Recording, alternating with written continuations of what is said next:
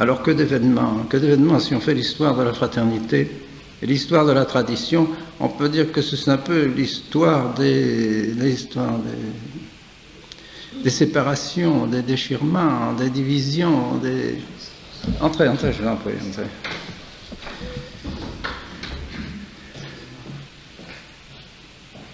Mais, qu'est-ce que vous voulez, je pense que c'est l'épreuve de toute œuvre du bon Dieu. Le bon Dieu éprouve, le bon Dieu fait porter la croix. Et alors, presque dès les débuts, vous voyez, mon premier directeur, M. l'abbé Masson, m'a abandonné, après 2-3 ans, emmenant avec lui un certain nombre de séminaristes. Et puis, ça a été ensuite les fameuses années, évidemment, où, après nous avoir reconnus officiellement, Rome nous a persécutés, parce que nous voulions garder la tradition, tout simplement, parce que nous voulions garder la liturgie et les principes de toujours, contraires à ceux du Concile Vatican II. Alors, on a voulu nous supprimer. À ce moment-là, la crainte a gagné un certain nombre des membres de la société, et en particulier le corps professoral.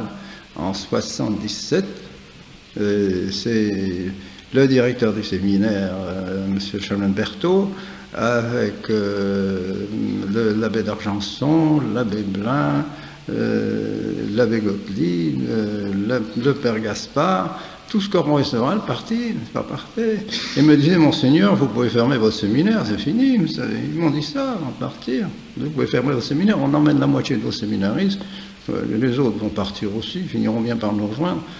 Et donc, vous pouvez faire votre séminaire. Je lui ai dit: écoutez, moi, je n'ai pas fait ce séminaire pour moi, je parle pour moi personnellement. Si bon Dieu veut que ça ferme, je serai fermé, c'est tout. Moi, je ne travaille pas pour mon plaisir, j'essaye de faire la volonté du bon Dieu, mais moi, je n'ai pas, en tout cas, l'intention de fermer le séminaire. S'il ne me reste plus qu'un professeur, c'est M. l'abbé Tessier de Malray, eh bien, je vais le mettre directeur. Oh, il n'est pas capable, vous allez voir, il n'est pas capable d'être directeur, le séminaire est fini, votre œuvre est finie. C'est bon. Le bon Dieu jugera. Le bon Dieu a jugé. M. l'abbé Tessier de Malray a très bien dirigé le séminaire pendant 5 ans, et les professeurs sont revenus, les élèves sont revenus, le séminaire a repris.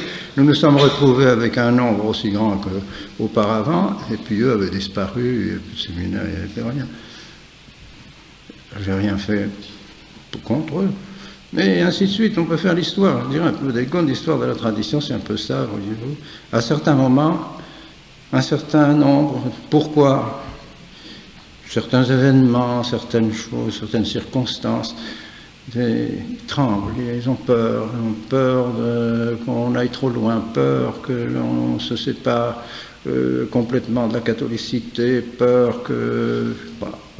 Donc, une crainte s'empare d'eux et qu'ils s'en vont. Ou bien alors, nous avons eu aussi des déchirements dans le sens inverse, n'est-ce pas, de ceux qui trouvaient qu'on était trop avec Rome, que nous étions trop fidèles du pape, qu'on ne se séparait pas suffisamment du pape, parce que de pape, il n'y en a plus, il n'y a pas de pape.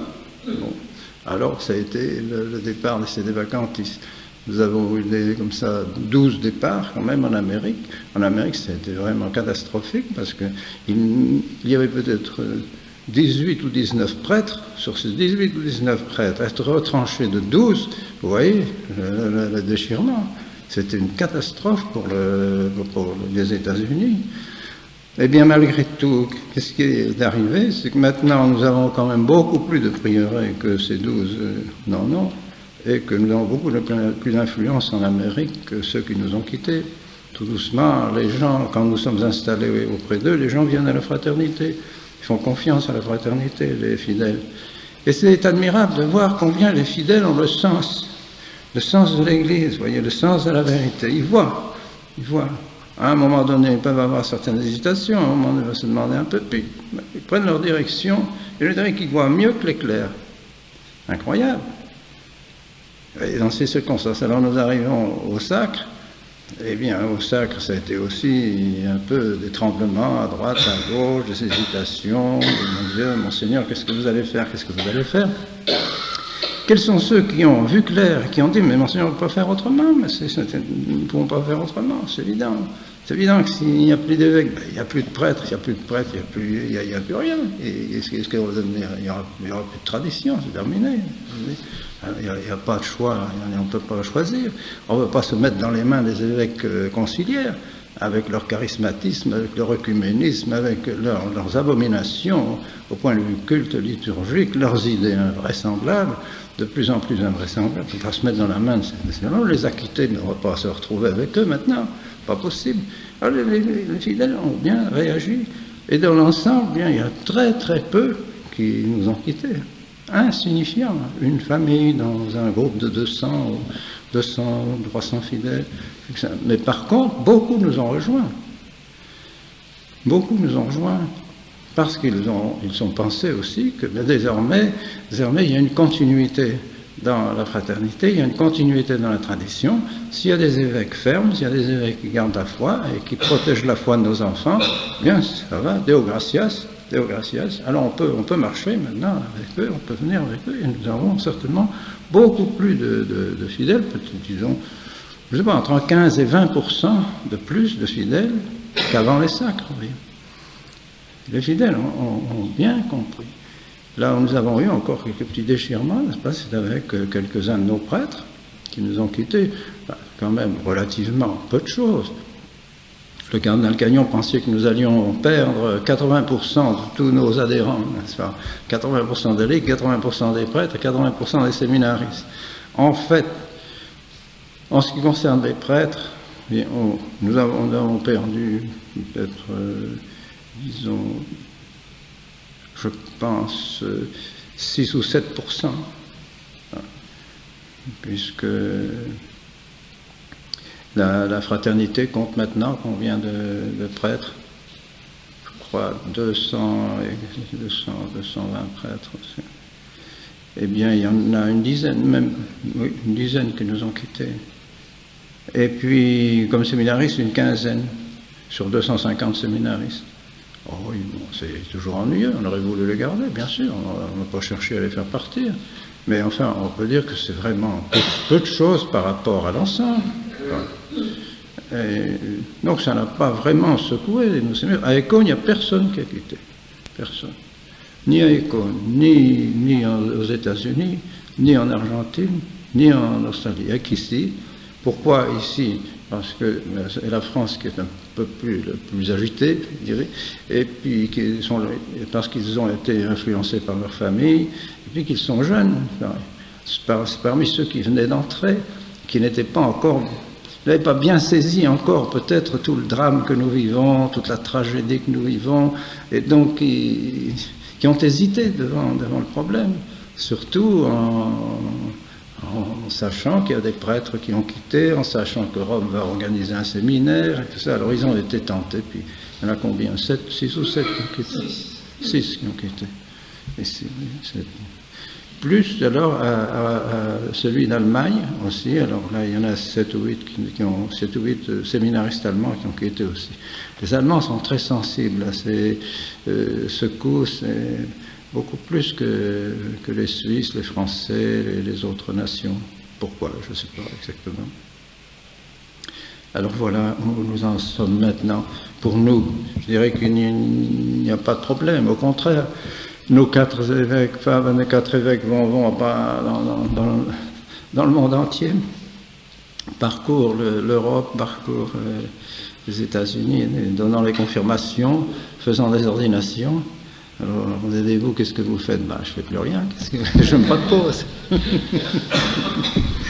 Je me repose, sauf quand les directeurs de séminaire m'invitent, vous voyez. Alors, je viens faire quelques conférences et profite un peu de moi.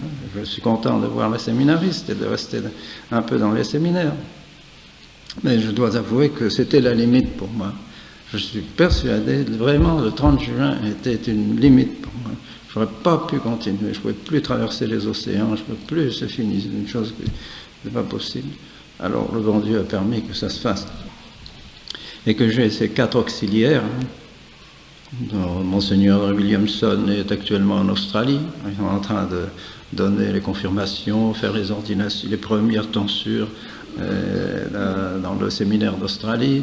Le Monseigneur de Galarreta va faire les ordinations, toutes les ordinations, y compris le sacerdoce, depuis la tonsure jusqu'au sacerdoce, dans le séminaire d'Argentine dimanche prochain. Le Père supérieur général est parti là-bas, l'abbé Schmidberger. L'abbé Felet a déjà fait des ordinations à Zeiskofen, le Monseigneur Tissier de Malray à Écône, et tous, tout le monde travaille, tout le monde est en pleine activité. Et vraiment, je crois qu'on peut avoir beaucoup d'espoir.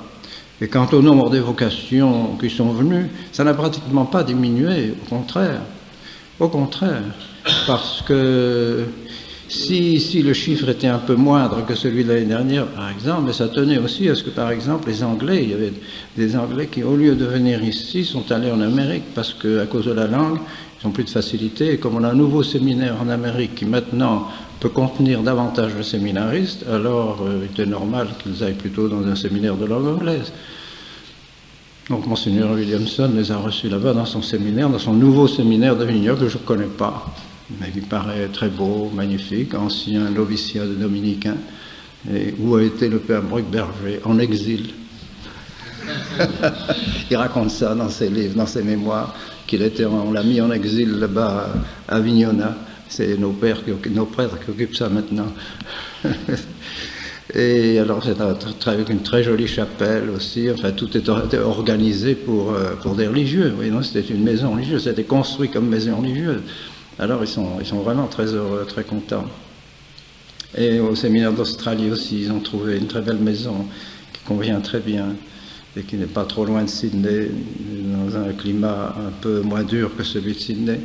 Alors vraiment le bon Dieu nous bénit, je vous assure, quand on voit tout cela, c'est extraordinaire.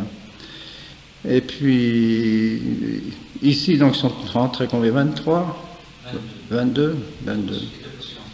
Hein? 22 scénaristes et 2 postulants. Et 2 postulants, c'est ça. Je pense que d'une manière générale, vous voyez, le chiffre varie de tous nos séminaristes entre 200 et 280. Alors forcément, il y en a toujours. Au début, les rentrées sont assez nombreuses. Forcément, il y en a quelques-uns qui s'en vont. Après, alors le chiffre diminue un peu, ça se stabilise. Mais je pense, si mon Dieu le permet, et si les séminaristes sont fidèles, eh bien, normalement, on devrait arriver, à partir de cette année, ou au moins l'année prochaine, à ordonner, au moins pendant quelques années, 40 séminaristes, 40 prêtres, 40 nouveaux prêtres par an. C'est déjà un beau chiffre, il me semble. Alors, bien sûr, c'est pas suffisant, je sais bien, pour le monde entier, ça ne fait pas grand-chose, parce qu'on me les demandait partout. Mais c'est tout de même, enfin, déjà, une aide assez considérable. Voilà pour la situation actuelle. Évidemment, nous avons souffert encore ces temps-ci, justement, à l'occasion des saints, parce que nous avons eu des départs qui nous ont touchés profondément, et qui n'ont pas été faits. Ce qui est curieux, justement, c'est que ceux qui nous ont quittés, disons-le, comme Don Gérard et puis le Barreau, étaient d'accord pour les sacres.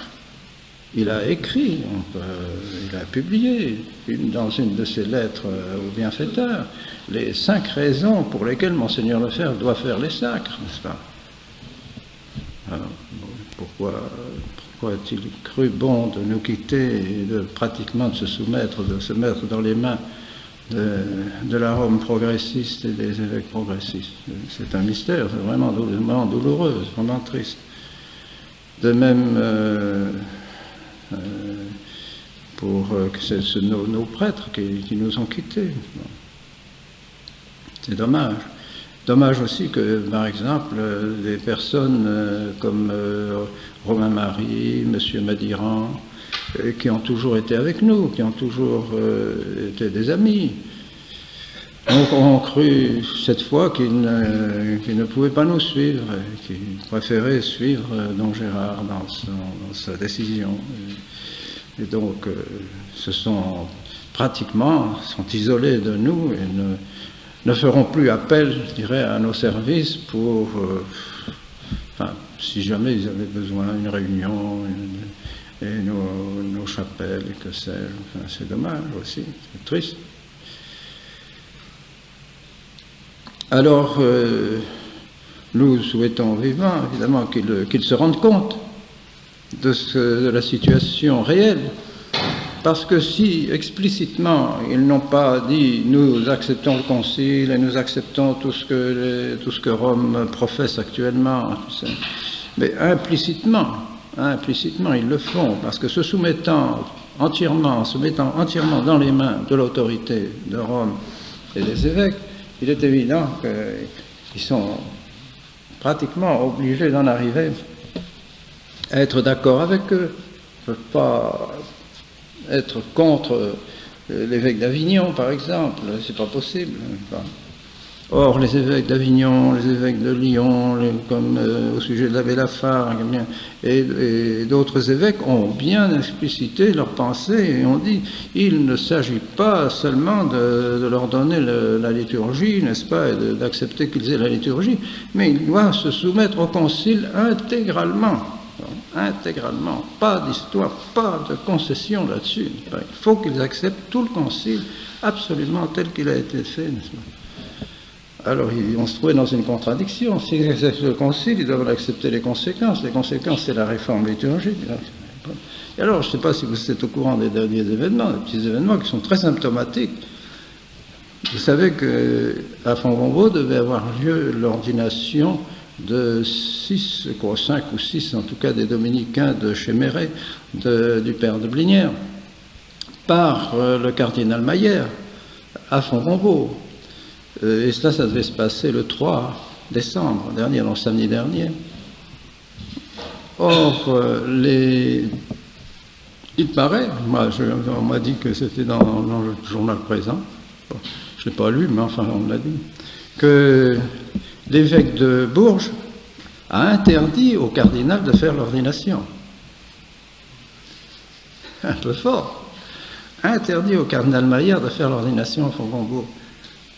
Alors c'est Monseigneur, paraît-il, de Milleville, que je connais bien, c'est un spiritain, c'est un père du Saint-Esprit qui a été archevêque de Conakry en Guinée et qui est retiré maintenant en France.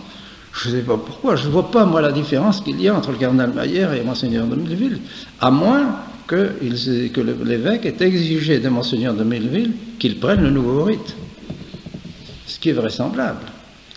Parce qu'il était inouï de penser que le cardinal allait faire une ordination selon le rite ancien, avec la messe ancienne, dans l'abbaye de Fontgombault, où les moines de Fontgombault ne peuvent pas être ordonnés selon l'ancien rite et selon l'ancienne messe. Ils ne peuvent pas. C'est l'évêque de Bourges qui les ordonne avec le nouveau rite et avec la nouvelle messe. Oh, c'est inouï. Et le cardinal serait venu de Rome pour ordonner des dominicains à Fontgombault, devant les yeux, et avec le concours des moines, évidemment, pour une cérémonie qu'eux ne peuvent pas avoir. Et qu'ils désiraient avoir, préféraient évidemment avoir le rite ancien et avoir lancé la messe ancienne. Ce sont des contradictions inimaginables. Alors il y a déjà eu donc ce refus de la part de l'évêque. Les évêques ne veulent pas de ces espèces de traditionnalistes, soi-disant ralliés, vous voyez, mais pour eux ça ne leur va pas du tout. Ils disent on ne veut pas ces gens-là dans nos diocèses, ils vont mettre le désordre. Où est-ce qu'on va les placer ? Où est-ce que nous allons les mettre? Dans les paroisses. Mais les gens vont se diviser. Mais nous, on ne veut pas ça, on ne veut pas de cette messe ancienne. Nous, on est habitués à la nouvelle, laissez-nous avec la nouvelle. On ne veut pas de latin, on veut le français, laissez-nous tranquilles. On veut la communion dans la main. Qu'est-ce que c'est que ces prêtres qui ne veulent pas nous donner la communion dans la main? Des divisions, je ne sais pas. Qu'est-ce qu'il va faire l'évêque avec ces gens? L'évêque de Laval qui va recevoir ces 6 dominicains qui vont se promener un peu partout dans son diocèse. Qu'est-ce qui va se passer? Comment ça va? Ou bien ils vont eux-mêmes dire la nouvelle messe, donner la communion dans la main et se rallier complètement. Ou bien ils vont dire ah non, non, nous avons l'autorisation de dire l'ancienne messe, de dire nous ne voulons pas donner la communion dans la main, il n'en est pas question, mais nous avons le droit maintenant de dire la messe dans les paroisses, alors nous demandons la permission au curé de dire la messe dans la paroisse. Le curé va s'adresser à l'évêque, qu'est-ce que je fais? Je les reçois pas. Ça va mettre là encore le trouble dans ma paroisse. C'est impossible. Ils sont dans une situation absolument qui n'est pas viable. Alors les évêques se rendent bien compte de ça. C'est vrai, les évêques n'en veulent pas, ils sont très mécontents. Et Monseigneur l'évêque d'Augsbourg, deuxième fait, l'évêque d'Augsbourg a dans son diocèse maintenant ce séminaire allemand qui est dirigé par l'abbé Bissig, qui était notre directeur du séminaire de Zaykofen. Ils se sont installés à Wigraspat. Je ne sais pas si vous avez eu l'occasion de passer dans ce pèlerinage, qui se trouve tout près de Bregenz. Vous voyez Bregenz qui se trouve, donc qui est en Autriche. Quand on a passé Saint-Gall en Suisse, on arrive tout près de l'Autriche et on passe dans la ville de Bregenz. On traverse la ville de Bregenz et on se retrouve en Allemagne tout de suite. Et juste à la frontière d'Allemagne se trouve un pèlerinage qui est dans le diocèse d'Augsbourg, le pèlerinage de Wigraspat. Il y aurait eu là, une personne qui aurait eu des messages de la Sainte Vierge. C'est un pèlerinage qui est assez fréquenté dans le diocèse d'Augsbourg. J'ai eu l'occasion d'y aller et qui était assez traditionnel. Le prêtre qui était là et qui a dirigé cette personne qui avait des messages était assez traditionnel. Et à un moment donné, on avait même pensé installer là le séminaire. Au lieu de le mettre à Zaykofen, ils nous avaient dit, mais on peut vous donner un terrain, vous pourriez construire votre séminaire ici. Puis pour finir, on a bien senti que l'évêque ne serait pas d'accord, qu'on aurait des difficultés avec l'évêque, alors on a préféré ne pas s'installer là.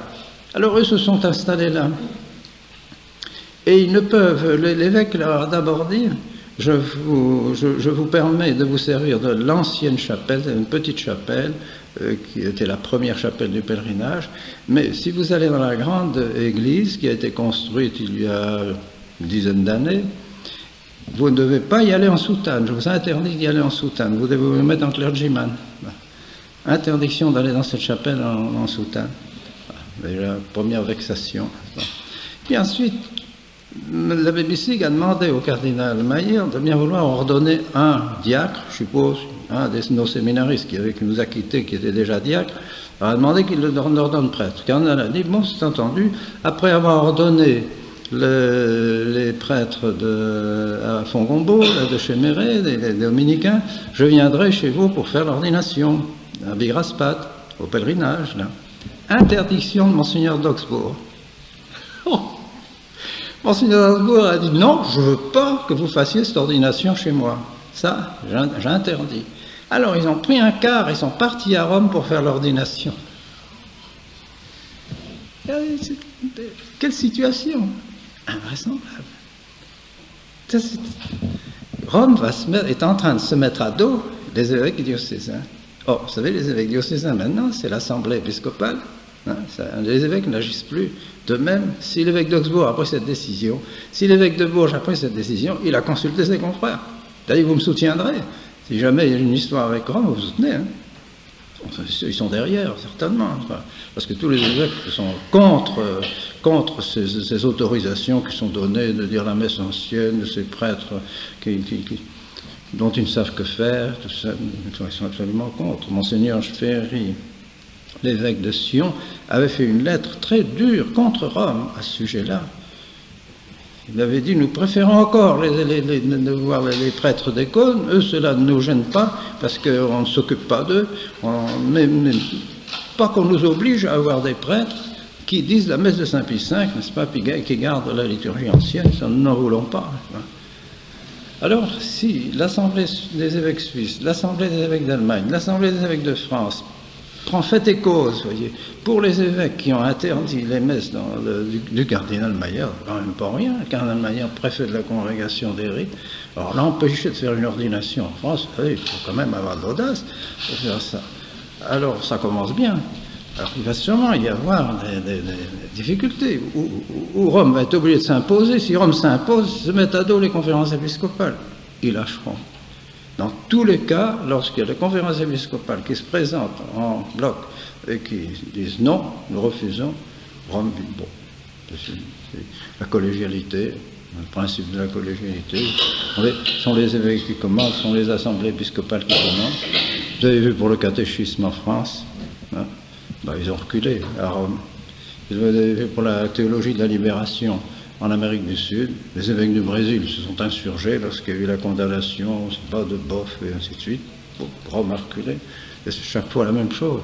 Ça a été la même chose pour ce séminaire de Mater Ecclesiae, qui au bout de 2 ans a été fermé.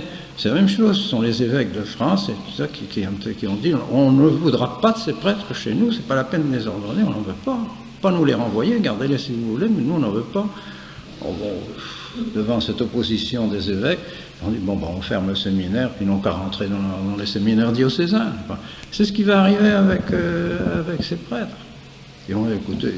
Avec ces séminaires, en tout cas, le séminaire de Végraspad. Je ne sais pas comment ça se passera pour le Barou, les problèmes vont être un peu différents, mais pour le séminaire, ces séminaires, sûrement d'ici peu, Rome va leur dire, écoutez, rentrez dans vos diocèses, nous, on ne veut pas avoir d'histoire avec les évêques, on ne veut pas être constamment opposés aux évêques. Surtout qu'ils ne sont pas très nombreux. S'ils étaient encore très nombreux, n'est-ce pas, s'il y avait eu vraiment un séminaire complet, par exemple, de chez nous, qui était passé chez eux, alors peut-être qu'ils auraient fait un plus grand effort. Mais comme ça, ils sont quand même, bon, ils disent 30, mais ce n'est pas certain. Voilà les derniers événements qui montrent bien la situation difficile dans laquelle se trouve Rome elle-même, et les évêques, bien sûr. Mais Rome, c'est un signe. Alors, qu'est-ce que va faire Rome devant cette situation nouvelle qui est créée, où ils veulent la tradition sans la poursuivre, ils la veulent pour amener tout doucement tous ces jeunes au concile, n'est-ce pas? C'est ça qui est évident. Et c'est pour ça que, personnellement, j'ai sondé, vous voyez, ces contacts avec Rome que j'ai eus au début de cette année, pendant plusieurs fois. J'ai voulu sonder si Rome avait changé un peu. C'est pas impossible, puisque vous voulez, avec l'expérience, quand même, en voyant tout de même les fruits de leur travail, qui sont catastrophiques, désastreux. Et puis, avec la visite qu'ils avaient faite chez nous, qui leur montrait au contraire les bons fruits du travail de la fraternité et des œuvres qui étaient amis de la fraternité, ils auraient dû normalement conclure en disant, mais quand même, il faut se rendre à la réalité. C'est quand même ces traditionnalistes qui font vraiment le travail de l'Église. Pourquoi pas les soutenir? Pourquoi pas faire vraiment une action très forte en leur faveur? Mais non, non. En discutant avec eux, en voyant avec eux, d'abord ils n'ont pas rien voulu nous dire de la visite, je ne sais pas un mot de la visite qu'ils ont faite, je ne sais rien, absolument rien. C'est ce que je leur ai dit en terminant. Alors c'est même inadmissible que je demande une visite, c'est pour qu'on nous dise si on fait bien ou si on fait mal, qu'on nous fasse des remarques si nous faisons mal, si qu'on nous dise que si nous faisons bien, qu'on nous le dise. Mais rien nous dire sur cette visite qui a été faite, c'est même inimaginable. Rien, pas un mot. Donc, ensuite, quand les quelques petites choses qu'ils voulaient nous accorder, moi, j'aurais bien signé un accord définitif, un premier protocole, puis ensuite un accord définitif, si nous avions eu la possibilité de nous protéger efficacement contre le modernisme de Rome et contre le modernisme des évêques. Vous voyez, il fallait qu'on se protège. Parce qu'en se mettant dans leurs mains, dans les cadres, on était forcément pris par Rome d'un côté, par les évêques de l'autre, qui auraient essayé de nous influencer et essayé de nous faire passer au concile, évidemment, de faire disparaître la tradition. Alors, qu'est-ce qu'il fallait pour être protégé des évêques et protégé de Rome?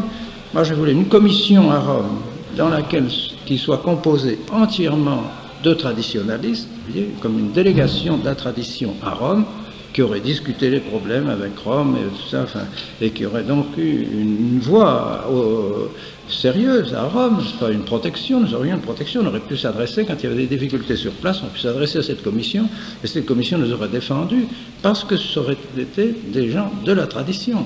Il était prévu 7 membres dans cette commission. Moi, je demandais que les 7 membres soient des membres de la tradition. Ils n'ont pas voulu. Ils ont dit non, 2 seulement. 5 pour nous, 2 pour vous. Oh, ça ne va pas, encore une fois. Alors, dont le président, le vice-président, etc. Tout ça de Rome, n'est-ce pas? Ensuite, j'ai demandé 3 évêques traditionnalistes. Je disais, il me faut au moins pour protéger, pour qu'on ait vraiment les confirmations, les séminaires, les ordinations. Il nous faut un minimum de 3 évêques traditionnalistes. Alors ils ont dit non, 1. Alors, on s'en va ou on reste? On fait quelque chose? Bon, on va voir. Alors, pour ce seul évêque traditionnaliste, qu'est-ce qu'on fait? Alors, n'est-ce pas?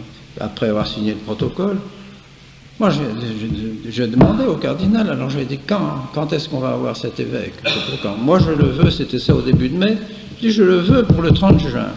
J'ai déjà déposé, j'ai en main les dossiers, je vous les donne, vous avez le temps, en 2 mois, de voir sur les 3, quel est celui que vous voulez choisir. Et puis, donc, je le demande pour le 30 juin, je le veux pour le 30 juin.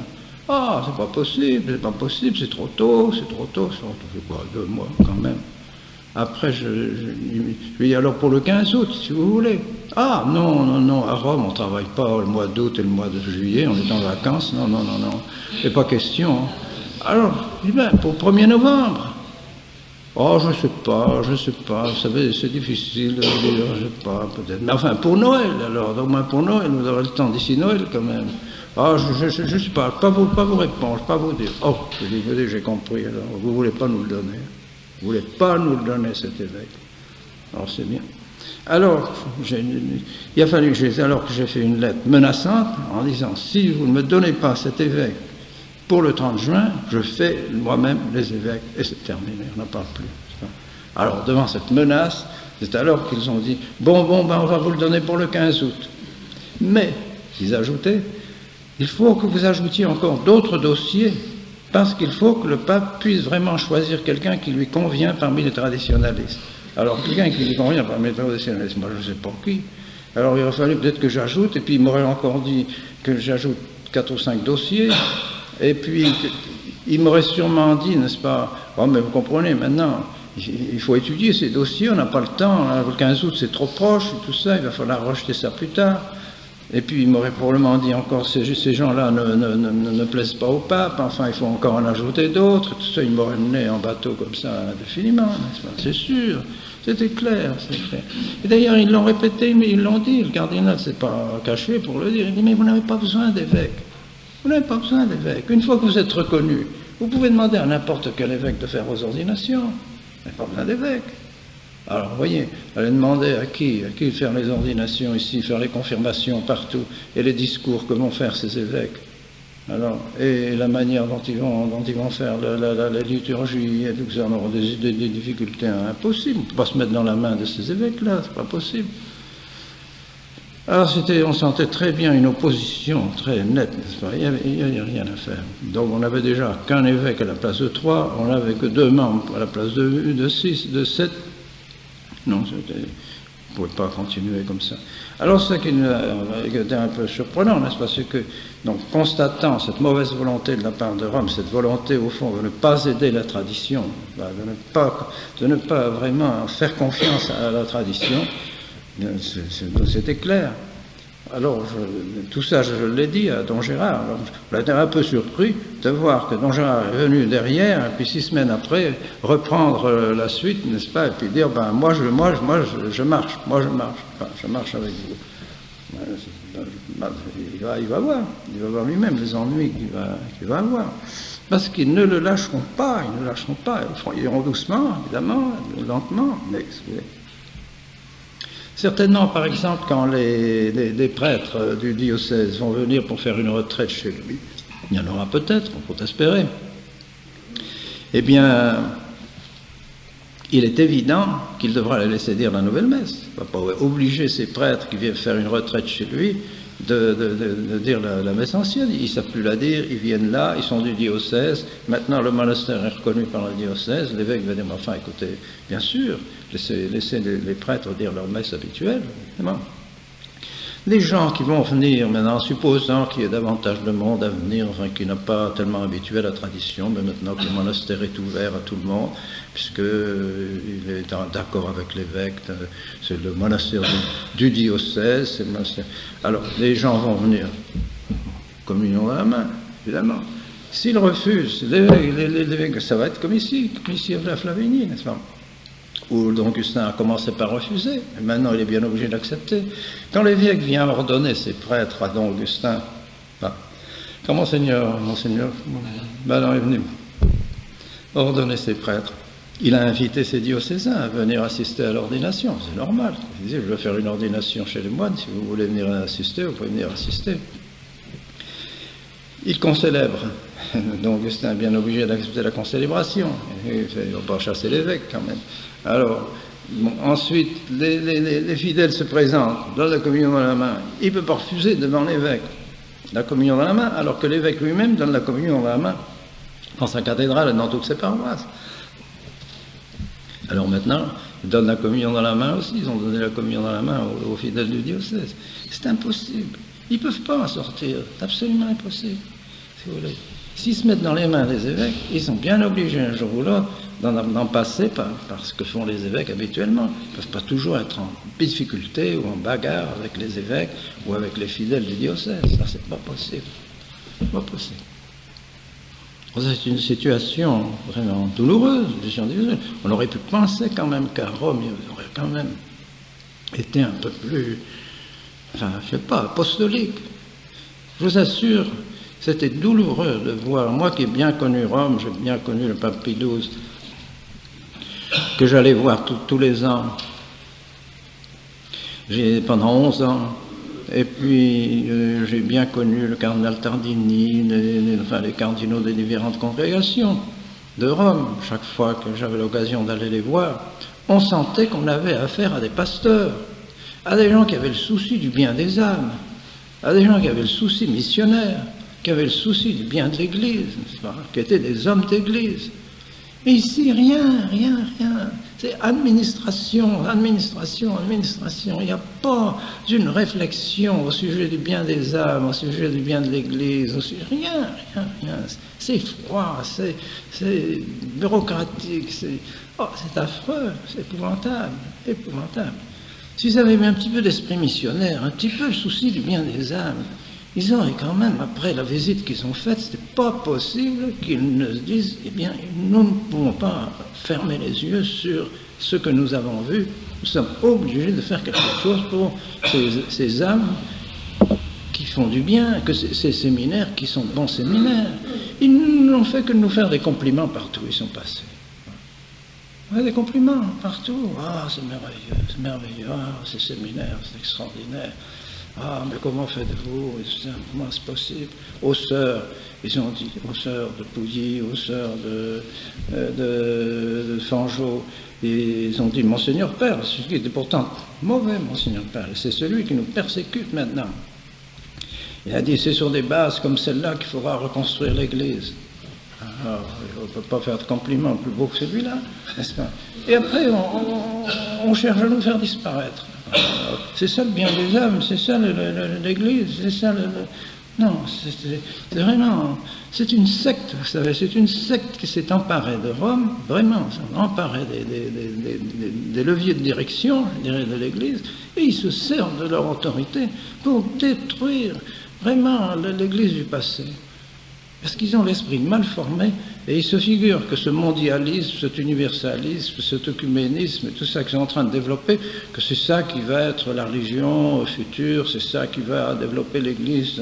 Alors, on ne s'occupe pas des âmes, mais on s'occupe de ces grandes réunions qui sont plus politiques qu'ecclésiastiques, n'est-ce pas, et que spirituelles. C'est vraiment, c'est lamentable de voir cette situation. Alors, il est clair qu'on se demande quand ça va finir. Parce que, vraiment, avec des esprits comme ceux-là, qui sont tellement déformés, tellement opposés à la tradition, enfin, donc au passé de l'Église, je ne vois pas bien comment nous allons vraiment arriver à les changer. S'ils ne changent pas après la visite qu'ils ont faite, ben, il y a peu de chances pour qu'ils changent encore. Ce n'est pas possible. Parce qu'ils ont pu constater. Là, ils l'ont constaté. Nous n'avons rien fermé. Nous l'avons laissé tout ouvert. Ils ont pu visiter comme ils ont voulu. Ils ont pu faire le rapport absolument comme ils ont. Rien n'a été caché, n'est-ce pas? Et ils ont constaté. Et le cardinal Gagnon, enfin, a été d'une amabilité, je dirais, a fait des compliments qu'on ne lui demandait même pas. Quand il a dit, par exemple, à École, de son dernier petit toast qu'il a fait avant de partir, il a dit, eh bien, nous sommes très contents, nous sommes très satisfaits de voir le travail qui se fait dans les séminaires. Et mes chers amis, si un jour Monseigneur fait des évêques, même sans l'autorisation de Rome, il faudra le suivre. Moi, je l'ai regardé, je me suis dit, mais c'est pas possible. Qu'est-ce qu'ils sont en train de dire là? C'est pas possible. Eh oui. Et puis après, maintenant, il nous tire à boulet rouge dessus, n'est-ce pas? Alors, oh, Monseigneur n'a rien compris du tout aux relations avec Rome, n'est-ce pas? Rome veut la réconciliation. Lui, il veut la reconnaissance de ses œuvres. Nous voulons la réconciliation. La réconciliation, qu'est-ce que ça veut dire? Il dit, il ajoute, il définit. La réconciliation, qu'est-ce que ça veut dire? C'est la reconnaissance de ses erreurs. Ah ben, je vous remercie. C'est la conclusion de la visite. Oh, incroyable, c'était dans toutes lettres dans le journal, n'est-ce pas, dans les journaux. La réconciliation, ça veut dire la reconnaissance de leurs erreurs. Merci. Oh. Et après nous avons fait tous ces compliments. Non, vraiment, non, je sais pas. On se demande, non, mais quel esprit, dans quelle logique sont-ils? Qu'est-ce qui se passe? Pourquoi avoir parlé comme ça quand ils nous ont vus retourner à Rome? On dirait bientôt que, je ne sais pas, l'influence romaine les retourne complètement et les remet contre nous. C'est incroyable, invraisemblable. Enfin, voilà, vous voyez la situation. Pour nous, vraiment, moi je pense qu'il n'y a vraiment, nous ne pouvons que remercier le bon Dieu des bénédictions que le bon Dieu nous donne. Parce que, encore une fois, les vocations sont nombreuses. Au Carmel, les vocations continuent. Chez nos petites sœurs de Saint-Michel-en-Brenne, c'est la première fois qu'elles ont tant de vocations cette année-ci. Chez les sœurs dominicaines, elles ont aussi, les vocations continuent à affluer. Il n'y a pas... Non, on ne veut pas dire que le fait des sacres est arrêté complètement les jeunes, que maintenant tout le monde a peur, c'est sûr, pas du tout, au contraire. Parce qu'au moins ils se disent bien, nous sommes sûrs que nous allons être ordonnés, nous sommes sûrs de pouvoir venir maintenant, nous aurons enfin les sacrements, et puis surtout la préservation de la foi, c'est ça, la foi catholique préservée, n'est-ce pas? C'est ça qui est important. Voilà, si vous avez quelques questions à me poser, je répondrai volontiers. Si vous avez des petits problèmes, ou c'est avec plaisir.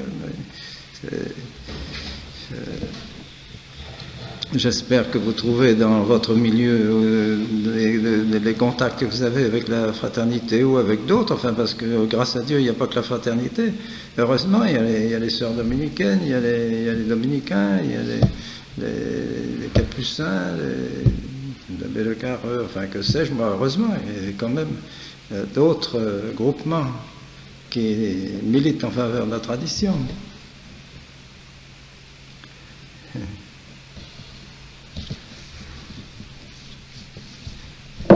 Est-ce que vous allez avoir un évêque bientôt ici? Il est parti, votre évêque? Il est parti.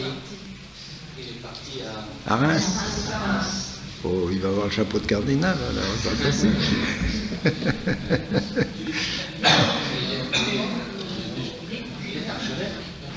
Ah oui, il doit être archevêque, sûrement archevêque, oui. Nous sommes bien pressés d'en voir un autre.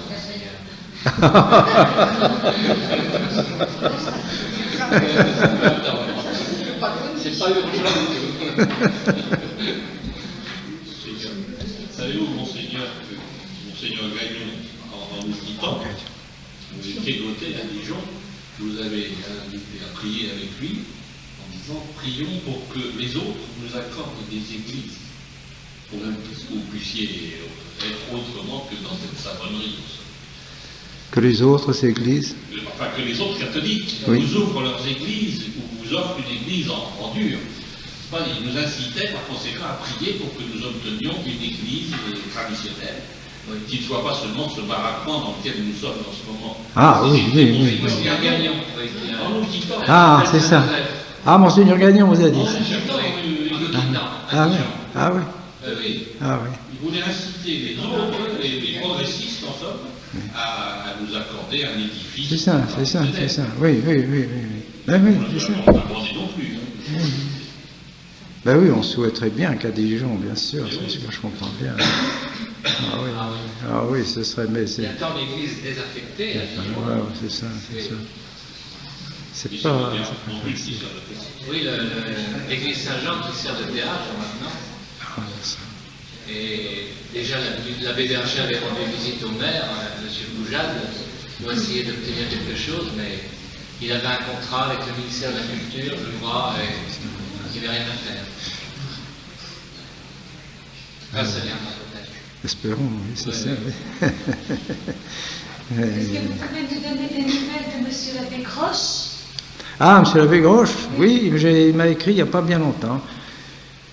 Vous savez qu'il a eu aussi, lui, des épreuves, parce qu'il a failli être encore, après les sacres, il a failli être mis dehors. Oh. Ah oui, oui, oui. Allez, jusqu'où ça va? Le secrétaire le chef de cabinet du président, Bongo, il n'a pas de religion, mais enfin, officiellement, il est musulman.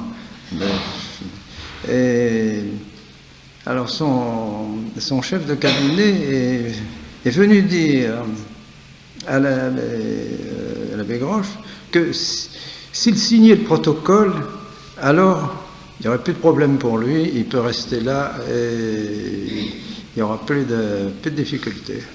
Invraisemblable. Qu'est-ce qui s'occupe là? Le gouvernement qui vient de demander, c'est un peu fort. Alors ça, évidemment, c'était après la visite du nonce et puis de l'archevêque de Libreville. Enfin.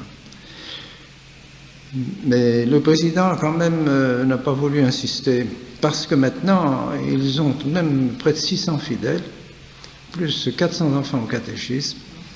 Alors, ils ont parmi les fidèles des gens assez influents, parents de ministres, enfin, qui sont, il y en a un qui est dans la police secrète, etc., on n'a pas les officiers.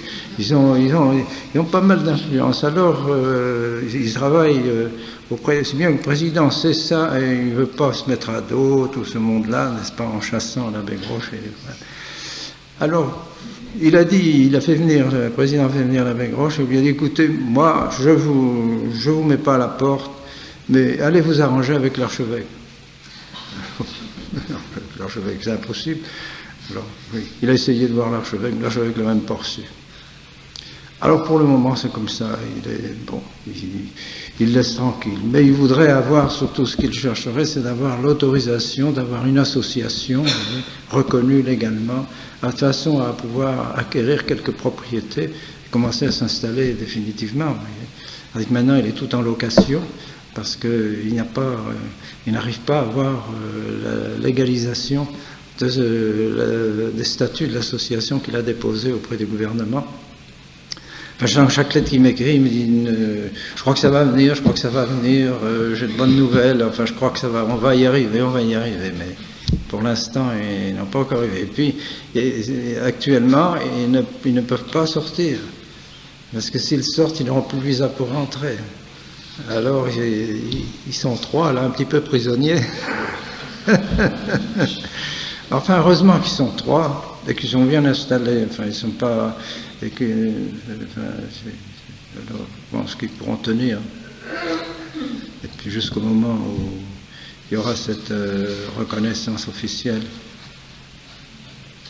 À vous voir, Monseigneur, nous sommes rassurés sur votre santé, mais nous voudrions, parce que c'est notre souhait de vous garder longtemps parmi nous, nous voudrions que vous nous confirmiez bien que vous n'avez aucun souci sur le plan de votre santé et que tout va bien.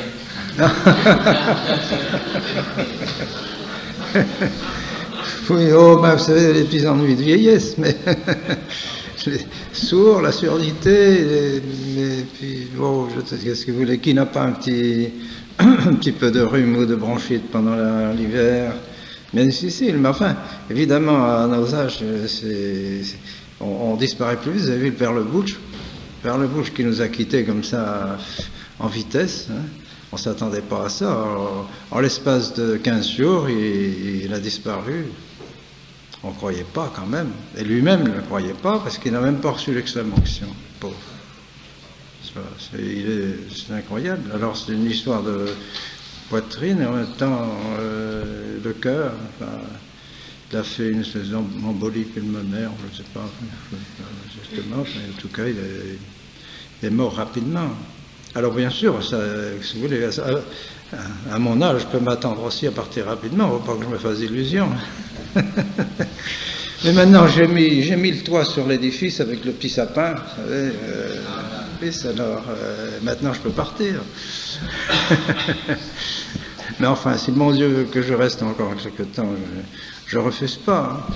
Mais je pense même que je ne vois pas ce que je peux faire encore de plus après les sacres, je ne vois pas bien ce que je peux faire encore de plus pour la tradition et pour la fraternité, sinon encourager, comme je viens de le faire ici, les séminaristes, et donner, enfin, je pense que encourager parce que c'est la volonté du bon Dieu, parce que je crois que c'est vraiment le travail de l'Église, que c'est le travail de l'Église. Enfin, j'en suis tellement persuadé. Parce que sinon, alors, tout ce qu'on m'a dit, et tout ce qu'on m'a enseigné dans ma jeunesse, mon adolescence, pendant toute mon séminaire, et tout ce qu'on m'a dit jusqu'au moment du Concile Vatican II, pourquoi m'a-t-on fait évêque, pourquoi délégué apostolique, pourquoi évêque de Tulle, etc., supérieur de la congrégation des Pères du Saint-Esprit, si j'avais vraiment été dans l'erreur, ou si j'avais vraiment été impossible, on ne m'aurait pas mis dans ces positions, dans ces situations-là, importantes quand même. Alors, c'est donc le travail que je faisais était à peu près conforme à l'esprit de l'Église, je suppose. Puis tout à coup, je continue, et puis je me trouve seul. Puis ça, c'est un mystère, pour moi c'est un mystère. Je ne sais pas, je ne comprends pas. Est arrivé le concile, et puis tout le monde s'est éloigné, tout le monde est parti. Les uns ont donné leur démission, ceux qui étaient traditionnels, ils ont donné leur démission, ils sont partis. Invraisemblable. On ne l'abandonne pas comme ça à tout un passé de sa vie. Enfin, ils ont tous vécu comme moi, exactement la même chose, ils ont fait la même chose, les mêmes séminaires, le même enseignement des catéchismes, le même magistère, la même messe, tout ça, on faisait tous la même chose. Tout à coup, ils ont tous abandonné. Moi, je ne sais pas, je ne vois pas pourquoi j'aurais abandonné. J'ai continué tout seul, puis je me trouve seul, sauf avec ce bon Monseigneur Castromaillère. C'est invraisemblable. Invraisemblable. Mais dans leur cœur, beaucoup étaient avec nous. Et je comprends très bien que quand on est évêque d'un diocèse, c'est très très difficile. Parce que le diocèse est divisé. Même Monseigneur Castromaillère avait beaucoup de peine dans son diocèse, parce qu'il y avait quand même des religieux, par exemple, qui étaient contre lui. Et donc son diocèse était divisé. Il y avait ceux qui étaient pour le concile, puis lui qui voulait maintenir la tradition dans toutes ses paroisses et tout ça. Alors c'était une lutte continuelle. Alors beaucoup d'évêques ne voulaient pas ça. Ils disaient, nous, on ne veut pas se disputer, on préfère donner notre démission, on s'en va, ben, qu'ils mettent un évêque à notre place, puis c'est fini. C'est ce qu'ont fait la majorité des évêques. Puis les autres, ben, beaucoup sont morts aussi, qui étaient avec nous, les 250 qui étaient avec nous, qui ont lutté avec nous pendant le concile.